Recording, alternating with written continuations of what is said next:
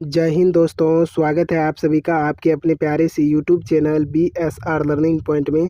दोस्तों, जैसा कि आप लोग जानते हैं कि हम आपके लिए लगातार लेकर के आ रहे हैं मोस्ट इम्पोर्टेंट ऑब्जेक्टिव क्वेश्चंस और नए-नए कंटेंट जो बोर्ड एग्ज़ाम 2023 के लिए काफ़ी इम्पोर्टेंट प्रश्न है।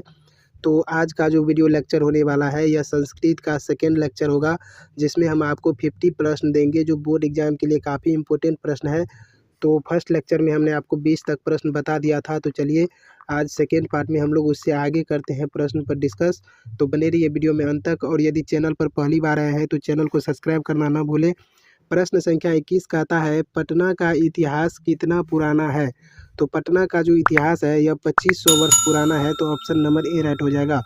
अगला प्रश्न कहता है, पाटलिपुत्र किस प्रांत की राजधानी थी?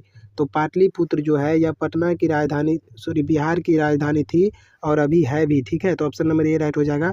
अगला प्रश्न कहता है कुटनीमतम काव्य के कवि कौन है? तो कुटनीमतम काव्य के जो कवि हैं वह है दामोदर गुप्त, ऑप्शन नंबर बी राइट हो जाएगा। अगला प्रश्न कहता है, किसके काल में पाटलिपुत्र की रक्षा व्यवस्था उत्कृष्ट थी, यानी कि उत्तम थी? तो चंद्रगुप्त मौर्य के काल में पाटलिपुत्र की जो रक्षा व्यवस्था थी वह उत्तम थी, ऑप्शन नंबर ए राइट हो जाएगा। अगला प्रश्न कहता है, सिखों के 10वें गुरु कौन थे? तो सिखों के 10वें गुरु जो थे और अंतिम गुरु गुरु गोविंद सिंह थे, तो ऑप्शन नंबर सी राइट हो जाएगा। अगला प्रश्न कहता है, पाटलिपुत्र वैभव कहता है पाटलिपुत्र वैभव पाठ में किस शहर का वर्णन है? तो पाटलिपुत्र वैभव पाठ में जो है पटना शहर का वर्णन है, तो ऑप्शन नंबर सी राइट हो जाएगा। अगला प्रश्न कहता है, यूनान का राजदूत कौन था? तो यूनान का जो राजदूत था वह मेगास्थनीज था, ठीक है। ऑप्शन नंबर सी राइट हो जाएगा। अगला प्रश्न कहता है, गुरु गोविंद सिंह का जन्म स्थल कहाँ है? तो गुरु गोविंद सिंह का जो जन्म स्थल है वह है पटना, ठीक है, यानी कि Pataliputra, option number A right हो जाएगा। अगला प्रश्न कहता है, बुद्ध के समय में पटना का नाम क्या था? तो बुद्ध के समय में पटना का नाम था पाटलीग्राम, ठीक है। ऑप्शन नंबर बी राइट हो जाएगा। अगला प्रश्न कहता है, मेगास्थनीज पटना किसके समय में आया था? तो मेगास्थनीज पटना आया था चंद्रगुप्त मौर्य के समय में, ठीक है। ऑप्शन नंबर सी राइट हो जाएगा। अगला प्रश्न कहता है, पाटलिपुत्र पटना के नाम से कब प्रसिद्ध हुआ? तो पाटलिपुत्र जो है पटना के नाम से मध्यकाल में प्रसिद्ध हुआ, ऑप्शन नंबर सी राइट हो जाएगा। अगला प्रश्न कहता है, राजशेखर की रचना क्या है या कौन सी है? तो राजशेखर एक कवि है और इनकी रचना है काव्य मीमांसा, ठीक है। ऑप्शन नंबर ए राइट हो जाएगा। अगला प्रश्न कहता है, गांधी सेतु पुल कहाँ अवस्थित है? तो गांधी सेतु पुल जो है यह पाटलिपुत्र में अवस्थित है, ऑप्शन नंबर डी राइट हो जाएगा। अगला प्रश्न कहता है, गोलघर कहाँ अवस्थित है? तो गोलघर जो है यह पटना में अवस्थित है, ऑप्शन नंबर ए राइट हो जाएगा। अगला प्रश्न कहता है, महावीर मंदिर कहाँ स्थित है? तो महावीर मंदिर जो है यह पटना में स्थित है, तो ऑप्शन नंबर सी राइट हो जाएगा। अगला प्रश्न कहता है, पाटलिपुत्र किस नदी के किनारे अवस्थित है? तो पाटलिपुत्र जो है यह गंगा नदी के किनारे अवस्थित है, ऑप्शन नंबर ए राइट हो जाएगा। दोस्तों, इसमें जो भी प्रश्न है सारे के सारे सिलेक्टेड प्रश्न है और चयनित प्रश्न है, तो वीडियो को बिना घबराए लास्ट तक देखिए, और हम आपको गारंटी देते हैं 100% कि ये इसमें से बोर्ड एग्जाम में आएगा तो आएगा। सारे के सारे जो है सो सिलेक्टेड प्रश्न है, आलतू फालतू प्रश्न नहीं है दोस्तों। प्रश्न संख्या 37 कहता है, एशिया महादेश का सबसे बड़ा सेतु कौन सा है? तो एशिया महादेश का सबसे बड़ा सेतु है गांधी सेतु, ठीक है। ऑप्शन नंबर डी राइट हो जाएगा। अगला प्रश्न कहता है, कौमुदी महोत्सव कहाँ मनाया जाता है? तो कौमुदी महोत्सव जो है यह मनाया जाता है पाटलिपुत्र में, ठीक है। ऑप्शन नंबर सी राइट हो जाएगा। अगला प्रश्न कहता है, चंद्रगुप्त मौर्य किस वंश का संस्थापक था? तो यह जो था दोस्तों चंद्रगुप्त, यह मौर्य वंश का संस्थापक था, ठीक है। तो ऑप्शन नंबर हो जाएगा ए राइट हो जाएगा, मौर्य वंश, ठीक है। अगला प्रश्न कहता है, आलस कथा के रचयिता कौन है? तो आलस कथा के जो रचयिता हैं वह है विद्यापति, ठीक है। ऑप्शन नंबर बी राइट हो जाएगा। अगला प्रश्न कहता है, सबसे बड़ा शत्रु कौन है? तो दोस्तों सबसे बड़ा शत्रु है आलस्य, ठीक है। ऑप्शन नंबर बी राइट हो जाएगा। अगला प्रश्न कहता है, वास्तविक आलसियों की संख्या कितनी थी? तो वास्तविक आलसियों की संख्या थी 4, ठीक है। ऑप्शन नंबर सी राइट हो जाएगा। अगला प्रश्न कहता है, वीरेश्वर कैसा था? तो वीरेश्वर जो था यह दानशील स्वभाव का था, ठीक है। ऑप्शन नंबर सी राइट हो जाएगा। अगला प्रश्न कहता है, चारों आलसियों को कैसे बाहर खींचा गया या निकाला गया? तो केस पकड़ करके बाहर निकाला गया मंत्री के द्वारा, ऑप्शन नंबर सी राइट हो जाएगा। अगला प्रश्न कहता है, अपनी भूख मिटाने के लिए कौन कुछ नहीं करता है? अपनी भूख मिटाने के लिए आलसी व्यक्ति जो होते हैं यह कुछ नहीं करता है, ऑप्शन नंबर बी राइट हो जाएगा। अगला प्रश्न कहता है, आलस कथा पाठ के किस ग्रंथ से संग्रहित है, यानी कहता है आलस कथा जो पाठ है यह किस ग्रंथ से संग्रहित है। तो आलस कथा जो पाठ है यह पुरुष परीक्षा ग्रंथ से लिया गया है। ऑप्शन नंबर बी राइट हो जाएगा। अगला प्रश्न कहता है वीरेश्वर कौन था। तो वीरेश्वर जो था यह मिथिला का मंत्री था। ठीक है, option number C B right हो जाएगा। अगला प्रश्न कहता है अनुशाला यानी कि आग सा जो है सो दोस्तों यहाँ पर होगा आलसशाला। ठीक है, आलसशाला में आग लगाने पर भी कितने लोग नहीं भागे। तो आलसशाला में जब आग लगा दिया गया मंत्री के द्वारा तो 4 लोग नहीं भागे क्योंकि ये वास्तविक में आलसी थे। अगला प्रश्न कहता है कि संसार में बच्चों की रक्षा कौन करता है। तो संसार में बच्चों की रक्षा करता है उनकी माता। ठीक है, ऑप्शन नंबर ए राइट हो जाएगा।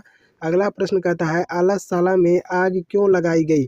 तो आलसशाला में आग लगाई गई इसलिए आलसियों की परीक्षा लेने के लिए। ठीक है, ऑप्शन नंबर बी राइट हो जाएगा। अगला प्रश्न कहता है मनुष्य को कौन नष्ट कर देता है।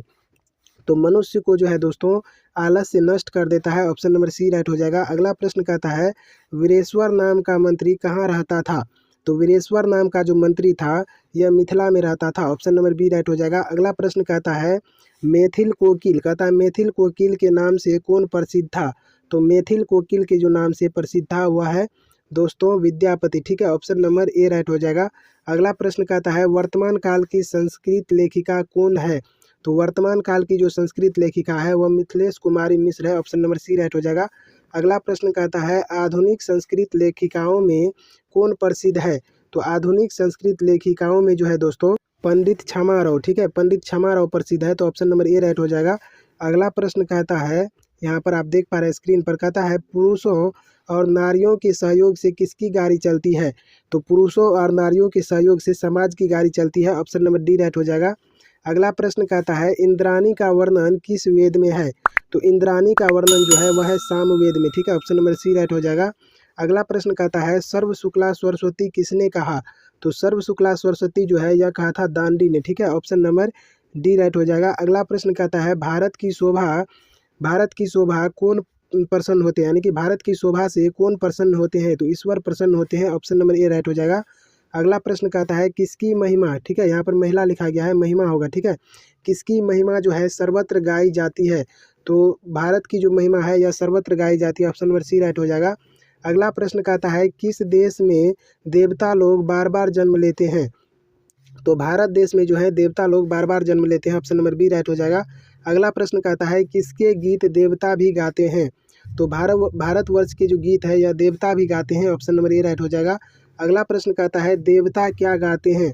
तो देवता जो है दोस्तों गीत गाते हैं। ठीक है, और किसका, तो भारतवर्ष का। ऑप्शन नंबर ए राइट हो जाएगा।